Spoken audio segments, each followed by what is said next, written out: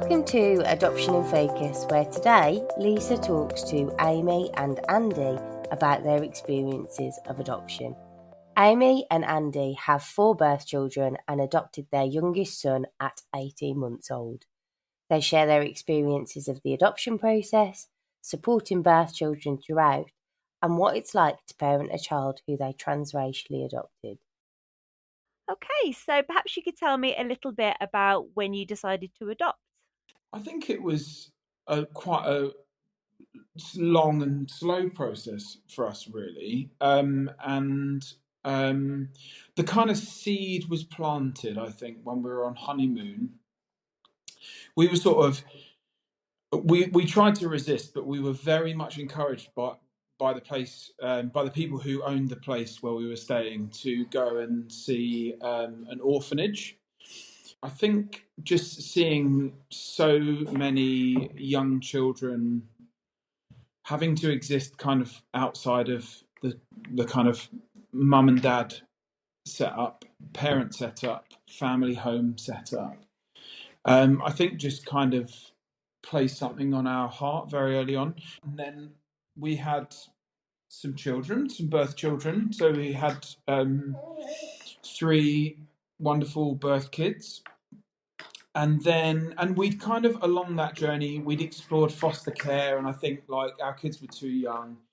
And then it was when we came to Nottingham, a sister of one of our friends, we were introduced to, and she had two adopted kids. And I think one of the challenges of coming to Nottingham, we sort of set ourselves, was like, right, we've moved around a lot, we've had lots of different homes. I think it's time, like, to stop kind of running away from ourselves. This is kind of a time to settle down. And so we really intentionally moved here with a sense of we wanted to settle down. And Amy and I are Christians and part of a church here. And kind of in meeting people and kind of praying about it, we really felt that, in the Bible, this is how God loves us. God adopts us as his children. And we were like, this really feels like a response to our faith. And it felt like the door was opening. It felt like the kind of right conversations were happening, the right connections were being made. And yeah, I mean, I'm probably like all heart. No paperwork and no and like my rational thought often comes second, whereas I think you're much more of a planner. And so basically Amy took all the brunt of the work and I just did the kind of sobbing and the kind of heart stuff. Yeah. Is there anything you wanted to add to that? No, I think that was, it felt like it was the right time to kind of explore it, and got some really great social workers and some really great, felt really encouraged into the process in a good way. I mean, it certainly sounds like it was a really something that was thought about for a long time, and something that you kind of like considered off and on and kind of had really played around with, and how it would fit into different elements of your life before starting the process. So I understand your comment now about it being long and slow and kind of like a gradual build up. What was the assessment process like for you? Was it what you expected?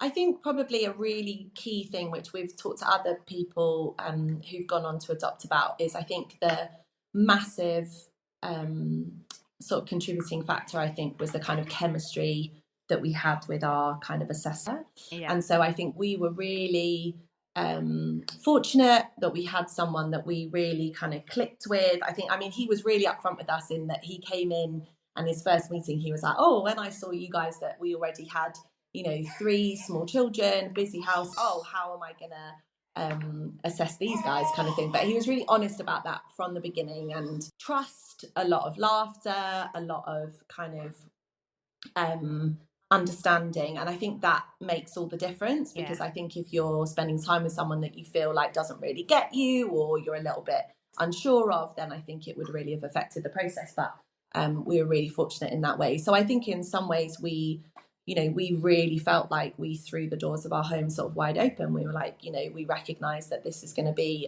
a long, complicated process, and we're happy to kind of embark on that. And they were really sensitive in how they talked to our other children about it. And so, for example, like they did different things with the different ages. So our little girls at the time, we've got 2 girls in the middle, they were 3 and 5, and so they did some kind of play therapy, colouring, kind of understanding with them, whereas our eldest son was 7, and so he had more of a kind of talking conversation with a social worker. Xbox. They played Xbox together, I think. But it was like really...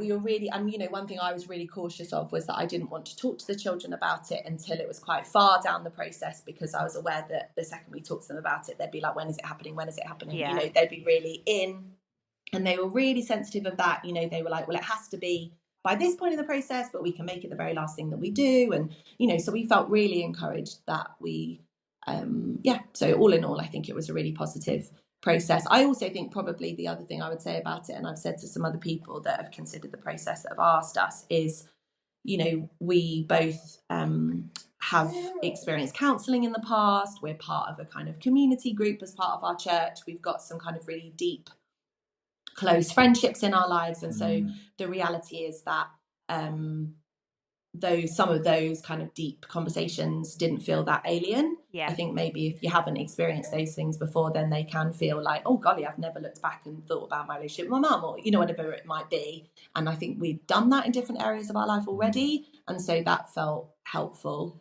But even in that, I think we were encouraged to kind of do those things at the pace that felt comfortable, so that was really helpful. That's really good to hear, because often people do worry about the adoption assessment process being quite an invasive process. And in many respects, it can feel that way, because we have to be open, we have to be honest, we have to be transparent. But knowing that you have someone supportive on side you that listens to perhaps your concerns about when to talk to the children and how to talk to the children, and to do it in a sensitive way, that's really valuable. How was family finding for you? So once you'd been approved and you were then able to kind of consider your future child or children, how was that part of the process? Yeah, so that's probably where race became part of the conversation. I think probably up until that point, we'd be very open to explore pretty much a child with any needs. We'd sort of, even though that's probably a really uncomfortable sort of hard part of the process to kind of go through what different things you may or may not be able to handle as a family. I think we felt that because we had other small children who were in that school and all those things, we felt like we couldn't really handle a child who had complex medical needs. So we excluded that category. Her nickname's the Kestrel because she can squawk. She does squawk a lot. Fantastic set of lungs going on there. She's fine. This is family life. It This is. is what it sounds. It is. Just say if she gets too loud. But yeah, we basically decided that we probably couldn't deal with lots and lots of medical appointments because of the other children in our households. But other than that, we didn't really feel like we needed to exclude anything else. And because we were coming at adoption having birth children, and we were so aware already that this child coming into our households was already going to look unlike the others in that sense. And so that in itself was going to mean that probably we would have some conversations already about why that child looked different from their siblings, or all of those things, which if we were adopting first wouldn't have been the same. And so we then got into a conversation really about which children, which categories of children wait the longest and are the hardest to place. And within the conversation that we were having, they said sort of very much it was children with complex medical needs and black boys waited longer than everyone else. And so we kind of felt like, okay, well, maybe that is an area where, we live in a really inner city, diverse part of Nottingham. Our children are in a really diverse school. Our church is a very diverse setting. And so the more we kind of explored the idea, the more it felt like that was something that we might be able to explore. And so I don't think we actually went into family finding with a kind of, oh, this is what we're looking for, but it just was something that we'd had a conversation about. And so then our social worker recommended that we go to this event that happens in Manchester. I don't know if they happen around the country, but it was happening in Manchester. And it was kind of for specifically hard to place children. And so we went to that with our social worker, and there were lots of, it was a really overwhelming day because it was lots of very big sibling groups, lots of children with very complex needs. and lots of children of ethnic minorities, both international children but also British-born ethnic minority children. And so that's probably where we then got into some conversations, and we probably came away from that day with 4 or 5 profiles of different children. So it was an exchange day. So the children weren't present, but Yes. they They weren't there were there. It was all representatives paperwork. from local Yes. authorities with paperwork about their Yes. children, right? Yes. Yeah, so we spoke to lots of different social workers about different children, and then sat with our social worker at the end and kind of went through the different profiles. I think that the whole like family finding experience is like bizarre. Incredibly. There's no kind of other way of explaining it. I just found myself having like cuteness fatigue. Every child I saw represented there, or we also went on the website that you get access to. I can't think of the name of it. Linkmaker. And you just, every child is beautiful. Every child is, and you just sort of, and you realise you're basically having to synthesize a sense of connection with a child that you've never met. And so it's sort of a bizarre process. But I think, I think what's special is, as Amy was saying before, if you've got a great connection with your social worker, I guess lots of social workers just really brilliant at helping navigate that whole process and make it feel as normal, for want of a better term, as possible. So you mentioned there that whilst you were kind of like considering that, what you might consider for a child or what you wouldn't consider for a child, you noted that kind of like the area that you lived was very diverse, your church was very diverse. And do you feel that that's important in making the decision about adopting your son? Did you feel that being able to have a diverse family was more easy if you lived in a diverse area or had a diverse support network? And I think so, because I think one thing that we were aware of is that within our immediate kind of extended family, there is no diversity at all. So we would be a white family with white siblings and parents and grandparents and all the married in kind of siblings and everything.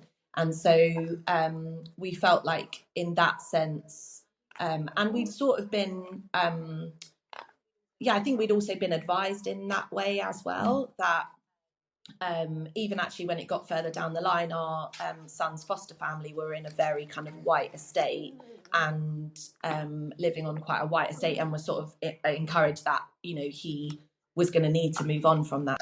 And so I do think it sort of felt like actually if we were from a very kind of white environment, it might not have been a door that we would have been able to push in the same way, because I think we probably would have I don't know, because I you don't know what you don't know, but I can't imagine that his social worker would have been as comfortable with it as they ended up being, because obviously they represent the child, and so it just felt like we could talk about it in that way that maybe we wouldn't have been able to otherwise. I noticed that you say the way that the social worker ended up being, and I wonder whether kind of when you first found out about your son, how welcoming was the social worker knowing that you were a white family hoping to adopt? I think probably our experience. I'm talking loads, I'm sorry. No, I was just thinking, because we met his social worker, who was sort of his family. His family finder, and and then he had a social worker and that represented him. It was interesting because I think they were pretty good overall, but I think it felt like they sort of existed. They were sort of existing in a sort of culture where there was a bit of a split about mindsets. Right. So I think there are probably, I don't want to be damning of anyone, but I imagine there's like kind of the old guard who are a bit more old school, and I think there's a younger crowd who are on the front line, recognizing the fact that we're already not talking in ideals because we've got a child being removed from their biological family, and recognizing that you can't always make a kind of ethnic match. So we're already in a kind of situation where we're not talking in ideals. Yeah. And I think therefore your ideology has to shift about, hey, okay, we can talk about best case scenario of matching ethnicity, but if that's not available, like the next best thing is that this child is in a loving family. Yeah. And so I think there's kind of a younger crowd who are more accepting of that way of thinking. Is that sort of have I well represented our experience there? And I think that my understanding of it, which may be incorrect, but I think my understanding of it is that it wasn't allowed, Right. and it is now allowed to match in that way. And so we definitely did come across more in our matching panel a couple of older social workers who were cautious about it, or maybe felt that in their kind of earlier in their career it wouldn't have been something that would have been done. Yeah. And I think probably we sort of were part of like Adam's saying, we were kind of part of maybe like a generational shift where they were recognising that Black boys in particular were going pretty much straight on a long-term foster plan rather than an adoptive plan. And the sort of, and I think alongside this, which is really important, is there is a big drive to have more families from ethnic minorities who adopt. Yeah. But at the moment that, you know, when we were going through the process 6 years ago, there weren't other, you know, there were no other families interested at the time. And so I think that all kind of added together. Yeah. Thank you. So what would you say to someone who is concerned that aspects of their ethnicity or culture might affect their adoption experience or even prevent them from adopting? Yeah, my sense is that I kind of was thinking about this ahead of this conversation, and my sense is I think all of us can imagine there being kind of barriers to us being able to kind of take on adoption or be good parents or any of those things. Like all of us, you know, all of us have a background, all of us have cultural understanding, all of us have different things. And I think that as much as I think ethnicity is a really significant one and we've taken it really seriously, I think it was kind of one piece of a puzzle of kind of getting, you know, I see it as kind of one facet of our son's identity, his character, his appearance even. And I think every adoptive parent has to learn to get to know their child, who is ultimately a stranger the day they meet them. Yeah. And so I think that as much as it's really, really significant, and we've tried to take it, you know, as being that, I don't think it overwhelms what is a really, you know, heavy, complicated process. I think it is one part of it. And I think for me, it would be such a shame if lots and lots of children weren't placed in families because of culture or ethnicity being that barrier. Because I think sometimes our son has 100 questions about his race, or, you know, wants to find out all different things, or wants to have these big conversations about it. But I would say sort of most of the time he wants to understand that he's our son and he belongs with us. Yeah. And so I think for the idea that he would miss out on that because of his race, ultimately, because there weren't Black families ready to adopt him, that would be such a shame for me. So I do think, I think it's important, but I think it is one part of a bigger puzzle, is kind of how I put it. And I think there's sort of I'm trying to sort of be sensitive in my answer while also being sort of brutally honest. Go for it. I like that.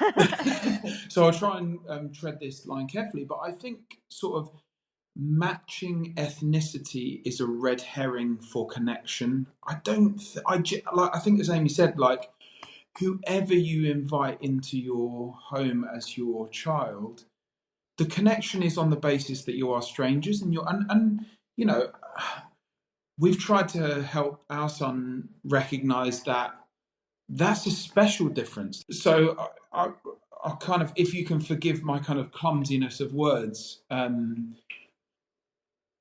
think that sort of looking beyond that for connection, I think is really important. And it's a fine line, because it's a difference we have to recognise. It's a difference we have to kind of acknowledge and navigate with him. But like the meat on the bones is like when he's looking square in my eyes and like we're saying "I love you" to each other. Do you know what I mean? Yeah. Like that's kind of where I'm at.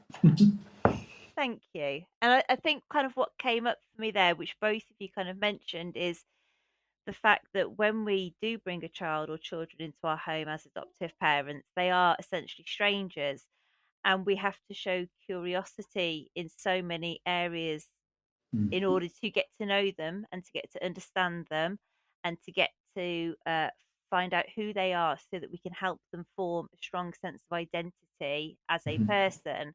And I think what you're saying is that curiosity goes far past his race. Yeah, absolutely. It needs to be about all of him, that included as a significant part, but flipping that on its head, his race is his defining the defining part of him. It's that connection that you have and that curiosity that you shared. Yeah. Thank you.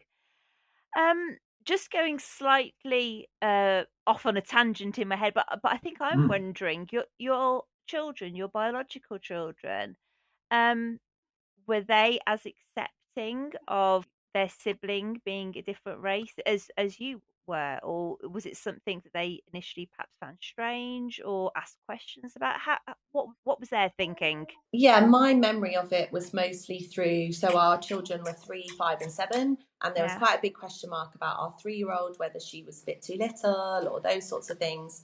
And so she was probably the one that, even though she was the smallest, they kind of spent the most time kind of thinking about and talking about, because she was also having the sort of younger sibling to her move. And I think the hysterical thing of it was that her language was like incredibly clumsy. Yeah. So she said all the sort of clangers that you kind of think about her nursery teacher, and you think, oh my goodness, like, some of the things that she would say. Like, she went into school, so he moved in the July, and she started reception in the September. And she went in and said, oh, so everyone in our family used to be white, and now some of us are black. And that was like her, like, sort of explaining. He wasn't talking yet. And so she would say to him, like, oh, this is my black brother, and he speaks a different language, which we were like, no, he doesn't. He's just a baby. And so, like, she would say some of the things that you'd be like, oh my goodness, this is awful. So I think that and I think that one of the absolute gifts of adoption for me was, obviously, through the process, so much of the concern was around our biological children, which was right and proper that it was that way. But I think one of the complete gifts of adoption has been watching them be siblings to him. Yeah. Because they just, they adore him, but they're also absolutely his brothers and sisters. And so often, I love to kind of stand outside the door and have them, and sort of listen to them explain things to him and talk to him about things that he would ask them about, and just see their honesty, their vulnerability, their ability to kind of get alongside him, the ways they kind of champion him in school and all of those different things. And so I think that they, in the best possible way, have been like incredibly innocent in bringing a sibling into their household. Yeah. And I think race has been a big part of that, in the sense that they can talk to him about things in a very kind of like matter of fact, honest kind of way.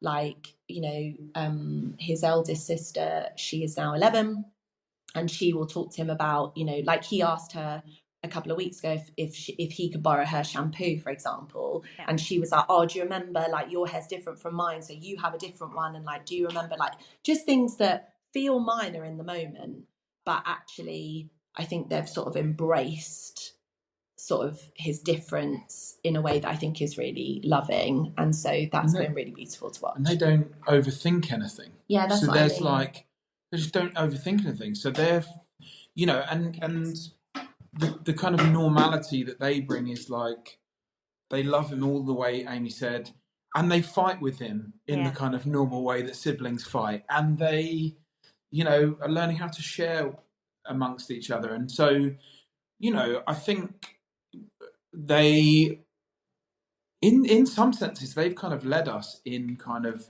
oh, hang on a minute, like, let's not overthink this. Like, we'll just love him, and then the rest will fall into place. Like, and I think you said it really beautifully, but I think that's it. I think, like, their secret sauce, the kind of bringing him in so beautifully is the fact that there's no filter.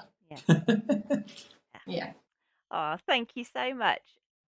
A couple of questions ago now, you mentioned that your son does sometimes wants to talk about his race, does want to ask big questions, does want to, think deeply about it. And I'm just wondering, for the people listening who may be considering transracial adoption, what kind of things does he want to know, or does he ask, or what kind of things perhaps play on his mind? I think like when he was a bit younger, he would ask questions like, will I always have brown skin?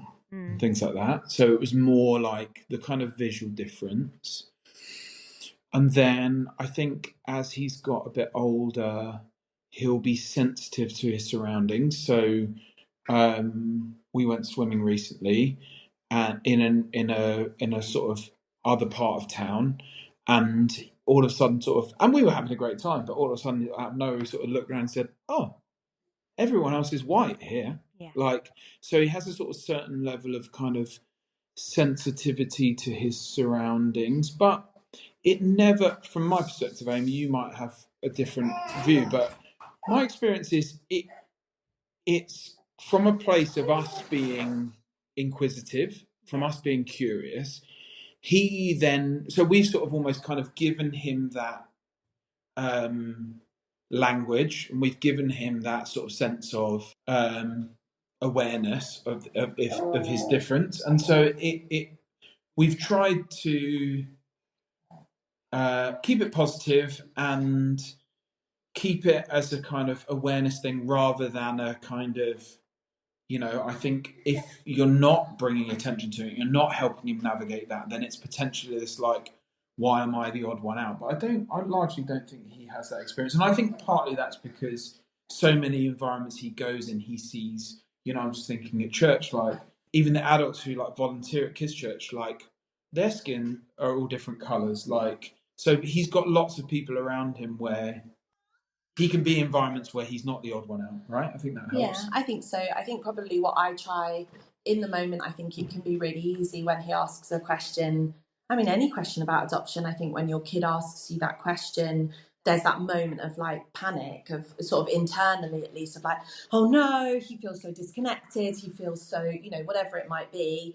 And I think probably what I've tried to do in those moments is to try as best I can not to panic, to be like, okay, like, this is, so for example, we have a fifth child now, so I had a baby last year, and when I was pregnant with her, he would ask if it was going to be a black baby.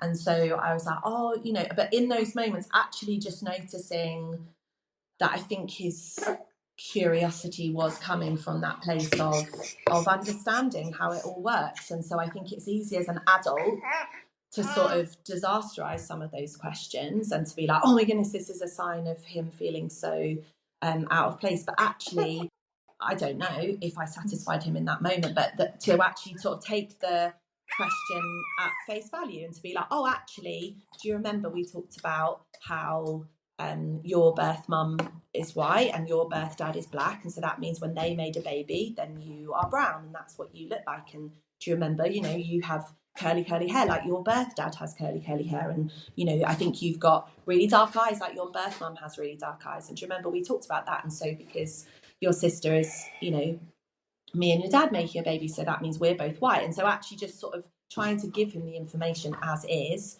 rather than necessarily to kind of add all the layers of kind of concern that I think are really easy to place on those questions. And I think I've had moments with him where I've sat in, he said to me before, like, I would really like to have white skin like you. And I've said like, oh, like, yeah, I understand that. Like, that must, it sometimes must feel a bit rubbish that you don't look like your brothers and sisters. And so, like, I can imagine that feels a bit rubbish sometimes. Actually, we talk about that. And actually sort of not being afraid to have him say, I don't like this right now, or I don't enjoy this feeling, or whatever, because I think I've found it's the times when I've sort of wanted to shut those things down, probably because they press buttons in me. Because, I think as parents, we'll always have that. Did we do the right thing? Is it going to be okay for him? Which is your kind of hope as a parent. to actually then just take the questions as they come sort of quite casually, I think is probably the challenge. So that's what we've attempted to do. I find that really interesting listening to, because I spoke to you prior to recording and said I personally don't have any experience supporting a transracial adoption, but the conversation and the feelings that come up in you just there are reminiscent of so many families that I have supported with adoption. Full stop. How do you answer those Yeah. questions in the moment? Trying not to panic, taking it at face value, sitting with the feelings, kind of accepting what's going on, and Yeah. keeping everything crossed that you're doing enough to support them to be okay. And that's, and absolutely. Yeah, absolutely. What has your son taught you about the importance of celebrating identity and celebrating culture? I think that probably for me, what I've tried to do, and again, he's only 7, so some of these things are quite recent. I'd probably say initially, like in those kind of early years, we were sort of putting things around him that he could talk about if he wanted to, in terms of just being conscious of toys and books and things that he kind of could see, that kind of visual representation of Black faces, all of those things, which in the world now is just so much easier to do. Yeah. I feel like than maybe in years gone by. So even just like all the different people that he'll see on TV, all those different things. So all of that felt like a real positive initially. I'd probably say that in the last year or so, he started to sort of ask some more questions and have some more kind of personal interest in maybe kind of his background and those things. But I think that probably what I've tried to do at least is kind of not, I think it could be so easy, and I think this is true, as you're saying, for quite a lot of things with adoption, to sort of artificially create conversations that don't feel particularly natural. And so for us, a big thing has been like footballers, where he's like really, so for World Book Day just now, he went as Marcus Rashford, and he has the Marcus Rashford book, and he looks like me, and and so that's kind of been led by him to kind of be like, oh, that's someone that whereas I feel like we've tried at least to sort of let the natural celebrate. So for example, like in his kind of birth family tree, there are kind of other nations and there is a kind of international background. But right now at his age, and obviously we would talk to him about those things as he gets older, I think beginning to talk about some of those things. So when the Olympics was on, for example, we talked about some of the other countries that maybe he's got some people from his background in, or some things like that. But trying to kind of have them be natural conversations, I think potentially they could feel a bit forced and a bit alien to him. And I think for us, there's been this real fine line, or I feel this is his mother anyway, this like real fine line of both wanting to talk about it, wanting it to be this really open, curious part of our household, but not kind of creating more of a sense of kind of alien for him. Do you know what I mean? So it's like, oh, everyone else can look up to this person because you're Black, you're going to look up to this person. Like that just sort of feels clunky. Yeah. And so to be honest, a lot of what he wants to do is just like his brother, because his brother's 12 and he thinks he's amazing. Yeah. Do you know what I mean? So it's kind of like trying to sort of just be led by what's natural. And I think maybe a little bit of it has been kind of holding our nerve a little bit. So I think, in the like wanting to do what's right by him, wanting to do everything that we've been taught. And we were taught a lot, we did extra kind of diversity training as part of our matching process. So wanting to kind of honour all of that training, but also kind of have it be natural and fit. And so too much too soon wouldn't have necessarily landed. So yeah, that's a kind of long-winded answer. But I think there is something about trusting as a parent, like trusting your gut of like, when is the right time to kind of begin these conversations, and how is a way to do it that celebrates rather than kind of makes this person feel even more stuck out than they already are in lots of settings. You mentioned the diversity training that you attended kind of right back at the beginning. Was that valuable training? Did it make you consider issues of kind of ethnicity, culture differently than you had before? Yeah, I mean, I think probably, it was quite academic, and obviously, there's only so much you can learn, a bit like some of the workshops that you do or that everybody does. There's sort of only so much really you can learn in theory. But I think probably what it opened my eyes to was this sense that there are going to be times potentially where he might feel uncomfortable, where he might be experiencing some kind of ultimately racism that we as white people in that setting might not clock is happening. Yeah. And so I think that that's something that was helpful to have kind of as a flag. So for example, you know, they would talk about how, like, you know, it's just a sad reality, but he is going to be like a black kid, potentially black teenager, walking to and from school, maybe on his own, you know, those sorts of things. I'm not, as a parent, going to be, as a black mum, aware of what that might be like and what he might come up against in that. And so I think that's probably where we were so encouraged and took really seriously that we have to put people around him in his life that may have had those experiences, because we're going to miss them otherwise. And I think that there's also something in that we would do, I don't know, for example, like, not to make the two things comparable, but if one of our children had like a very specific additional need and that didn't necessarily make as much sense to us, we would put other adults around their life that might make sense to and might be able to they might be able to go to with those things.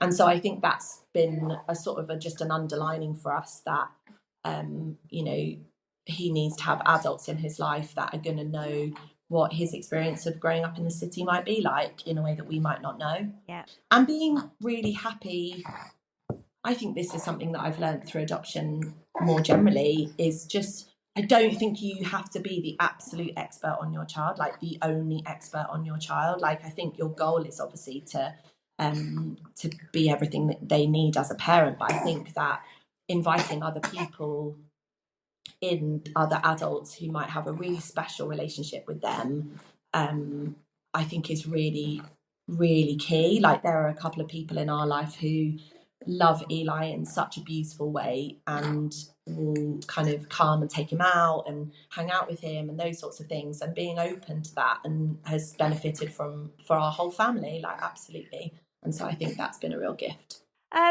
I know that we pre-arranged questions, and I know that I've completely gone off script here, Oh, so I it's am fine. sorry for that.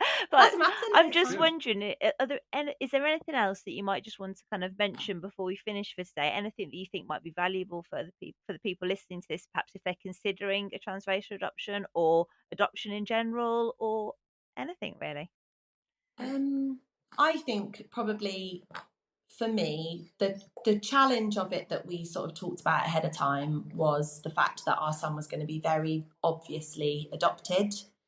But actually, I think that is sort of two sides of the same coin. So my experience of it is that, yes, our son is very obviously adopted, but it also means our son's really obviously adopted. And I think that can be at times a challenge for our family, but at times it can be such a gift. And so I think that if the goal of adoption is to kind of integrate these children into households so that nobody notices that they're adopted, then that can be a real challenge. And I don't think that's the goal. And so obviously when it comes to race, that's more obvious than maybe it might be in a different household. But it also means that adoption is something that he really, you know, struggles with at times, wrestles with, gets angry about, but also celebrates and talks about. And all of our, you know, our whole family has been transformed by it.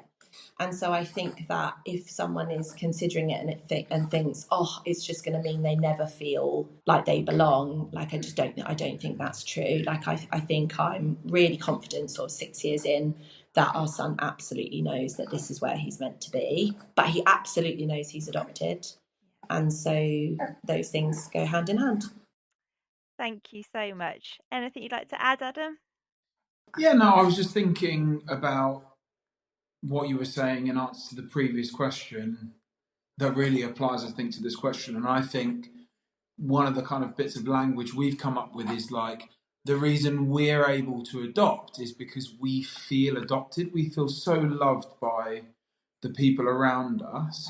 And I think, like, it takes a village kind of thing is one of the things that we've really learned is an absolute superpower.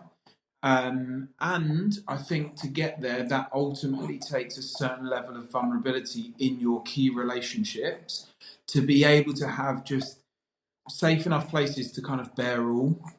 And yeah, that's been our experience. So I suppose also I'm just really grateful that we have those friends as well. So, yeah. Yeah, it takes a village. I couldn't agree more. Absolutely. Thank you so much to Amy, Andy, and Lisa for an enlightening episode. I hope you took something away from this about how you can celebrate and champion a child's ethnicity, culture, and heritage. If you have anything you want to ask us or you want to join us on the podcast, please do contact us at podcast@adoption-focus.org.uk.